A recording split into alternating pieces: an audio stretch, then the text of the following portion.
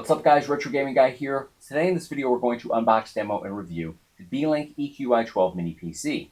This is a lightweight and compact mini PC that seems to have a streamlined sort of layout. So really excited to dive into this today. We'll unbox this, we'll take a look at the functions, layout, and design, and then of course we'll boot it up. We'll jump into a bunch of different tasks, and we'll also dive into some games from a wide range of collections to see where the performance would be gaming on this. Now this isn't intended necessarily for gaming use, but looking at the specs here, I do believe that it will deliver pretty decent experience for at least retro video game emulation. So diving into the specs here, this mini PC, the Beelink EQI12 Mini PC, uses the Intel Core i5-12450H processor with speeds of up to 4.4 gigahertz. It has 24 gigabytes of LPDDR5 high capacity and high frequency RAM. It uses the Intel UHD graphics. This mini PC also comes with a 500 gigabyte M2 SSD installed within, and an additional open M2 SSD slot that can accommodate up to 4 terabytes of fast internal storage. This mini PC also has dual display capabilities, which for me, I'm constantly using 2 different displays nowadays, so that is huge for me due to the fact that it has 2 HDMI ports on here. So let's dive into this, let's unbox it, let's take a look at the layout and design, and then of course test it out. All right, we're going to start opening this up.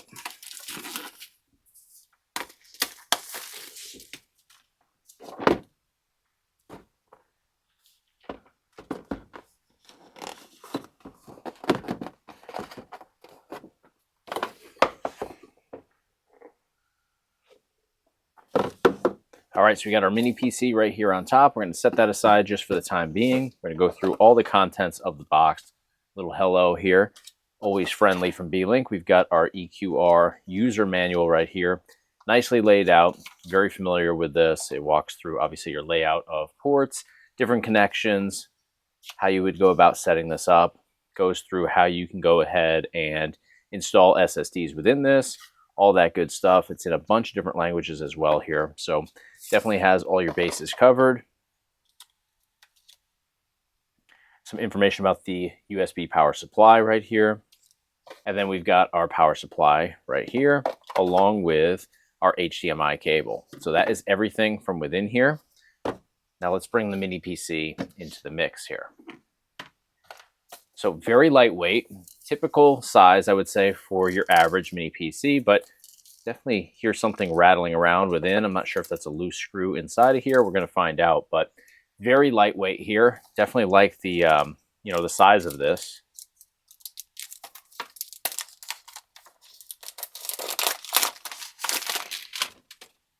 Now this is all plastic. It's not one of these metal enclosures here. This is all plastic here. So, is this as durable as some of the metal options out there? Definitely not, but it is a sleek design. But again, definitely something kicking around loose in there. So we got to see what that's all about.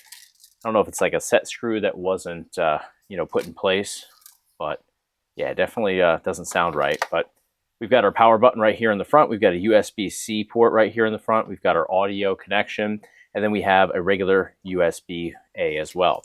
If we flip this around to the back side, you can see this is where our power supply cable is going to attach. We've got that right up here. And then we also have our Ethernet ports. We have 2 HDMI ports here, and then 3 additional USB-A ports in the back. So good ventilation. No ventilation on the sides, but we do have it down here underneath. And you'll notice that we have 4 rubber stops in all 4 corners here. All we have to do is pry those out. You do have to use like a little pick. Pry those out, and you'll be able to access the set screws behind there to open this up. And because something's rattling around inside, we have to do exactly that. We got to open this up and see what's going on inside here. I also want to take a look at how we would go about, going inside here and making our adjustments within, whether it's RAM, whether it is, installing a M2 SSD in here, whatever the case may be. I want to open this up and see the layout within. So let me go ahead and grab a pick so we can start accessing all 4 screws, and we'll open this sucker up.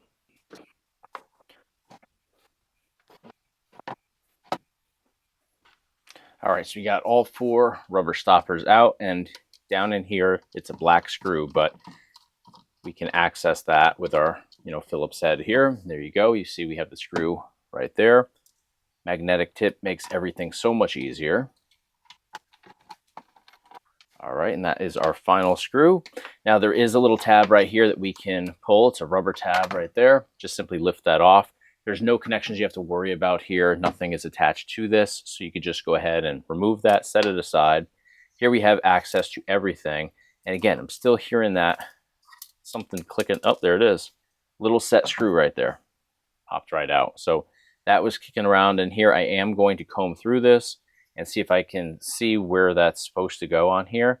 I'm not seeing it right here. It's probably, oh, right back there. There's a missing screw. So I will go ahead and reinstall that. Not a big deal. Nothing to be concerned about. But when you hear something rattling within, you obviously want to address that. So here you can see the layout of everything. Very easy to access everything. And in fact, if we go to our user manual here, there's diagrams of all of this stuff. So right here, I believe on the second or third page, and actually there it is right there on page 3, it shows you how you would go ahead and install an additional SSD. So the SSD slot that's open is actually located right here. You can see it's an M2 NVMe SSD slot. It's located right underneath here. So you would just simply have to remove this screw and this screw, lift that off the top, and then you would have access to both slots. And this one obviously is taken up. It comes with an M2 SSD installed.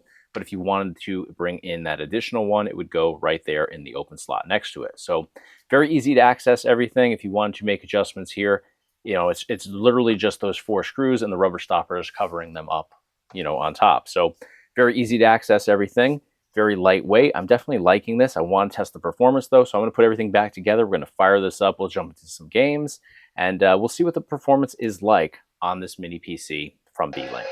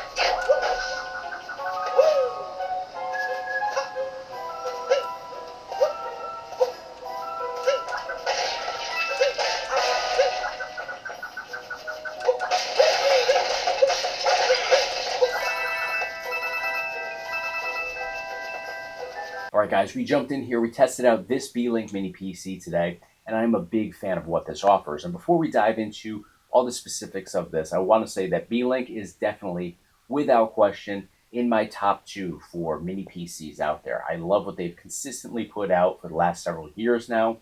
They really put a lot of thought into their designs and what they offer internally on their mini PC. So big fan of the brand itself, and this mini PC didn't let me down one bit. When I first looked at it, I thought, this might be too simple of a design for me. I looked at the front panel, didn't have a lot of ports on there. You have your USB-A, you have your audio jack connection, and you have your Type-C port. And then I started setting it up to demo it today, and I realized that it has everything that I need. I'm just not going to put all my connections in the front. I'm going to tuck everything away on the back side, and it looks so much cleaner and sleeker with, having all these connections on the back rather than sticking out of the front of the mini PC. So the only thing that I really had in the front was my external hard drive, which I had all my games on, and I used that for the gaming portion of this. I knew I wasn't going to use it for, everything that I demoed on this today. So when I was done, I could simply just remove it, and then there's no connections on the front of this mini PC. Everything's tucked neatly in the back, so I was able to connect my keyboard, my mouse, my controller, all that stuff connected to the back side. We also have the dual HDMI ports back there, so you can get this up and running on multiple displays. And I'm a big fan of using 2 displays these days. I've been using 2 displays for the better part of the last year. It's increased my productivity.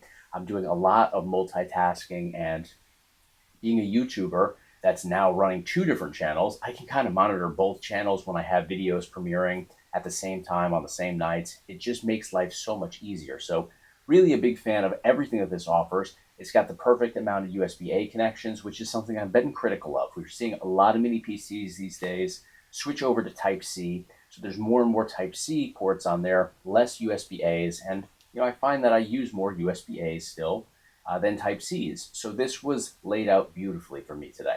Also very compact, very lightweight. Of course, with it being lightweight, it's lightweight because it's plastic, right? So it's not going to be as durable as metal frame mini PCs. It's something to take into consideration. So for that reason, I wouldn't recommend this if you're going to be looking for a mini PC that you can travel with, and you're going to have it in a carry-on, or you're going to have it in luggage and it's going to be bouncing around. You do run the risk of having damage to this because it's not a super durable frame on here. It is going to crack if you drop it off of the ground from, a decent height. It's not going to be durable like a metal mini PC would be. So take that into consideration, but for home use, office use, this is 100% an amazing option. It has an exceptional processor on here.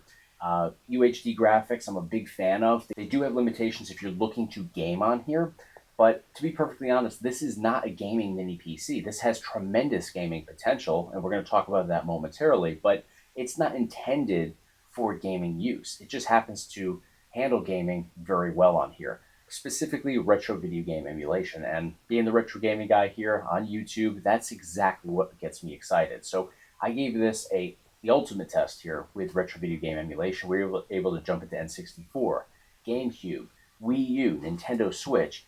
Everything for the most part, except for Switch, ran perfectly on here. And then, of course, Dreamcast, PlayStation, PlayStation 2, even PlayStation 3. We jumped into some Ridge Racer today, and that was very smooth as well. I did find that it was maybe a little bit slower at certain points in the race than it should have been, but very much playable all the same. Nintendo Switch, you can notice on there that the graphics are dumbed down considerably. Unfortunately, I had to bring the graphics down a little bit in order for it to run smoothly. So I think Nintendo Switch is just going to be a little bit too far ahead of what this is capable of emulating effectively. So that's kind of the limitations here. And then AAA games, you're going to be very limited with AAA titles. Some will work, but the majority won't. Shredder's Revenge, for example, Teenage Mutant Ninja Turtles game, the most recent one, in fact, that runs extremely well, but it's a very basic game. So, it's going to be a little bit dicey with AAA titles. I wouldn't recommend it for that stuff, but for retro video game emulation, it definitely will have your back 100%. So great processor in here. Obviously, for gaming, you want to go with AMD whenever possible, but if you're looking for a home or office PC that you can edit videos on, you can do your regular workflow on, this will 100% do that, and also get you into some fun games as well. So Really a big fan of this. Now, at the time of this recording, this mini PC is priced at $359 with a coupon code on Amazon. I think that's an outstanding price point for this particular model. Now, bear in mind that this one is the i5. It uses a very specific processor that I've outlined in this video. There's different processors that you can choose for this particular model, so just pay close attention to that. Sometimes with Amazon listings, it can get a little bit confusing when there's multiple options. There's also different RAM, there's different SSD capacities as well. So just take that all into consideration for this particular one that I reviewed today. $359, and at that price point, it's a home run. It's very reliable. It's a major brand that you don't have to worry about being, something that's going to crap out in a year. Beelink is very reliable, very well made, and they stand behind their products. So big fan of the price point here and everything that this has to offer. But let me know, guys, what you think of this particular product here from Beelink. Let me know in the comments of this video. If you enjoyed the content today, please hit the like on the video, and of course hit subscribe to stay in the loop for all future videos. Now, if you want additional information on this mini PC, there's a link up here at the top of your screen, as well as in the description of this video. Click over, check out the current price point, because prices do fluctuate sometimes. So take a look at all the information laid out in those links. Thank you guys so much for your time. Thanks for the support here on YouTube, and I'll see you on the next video.